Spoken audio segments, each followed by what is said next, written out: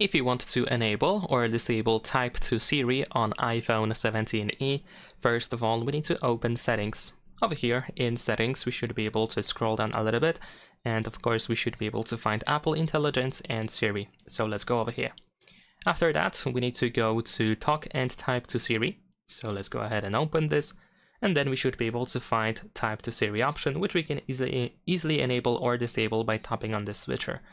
Now, one thing that you need to keep in mind is that if you don't have this option in here, or this option is called Talk to Siri, then you might need to switch the language of Siri to English United States.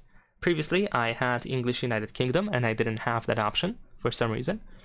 So if that is the case for you as well, you might want to switch to English United States to ensure that that you can actually access it, and after a short while you should be able to find it. Besides that, it might also be required to use Apple Intelligence to be able to use Type to Siri, and that is pretty much it. Leave a like and subscribe.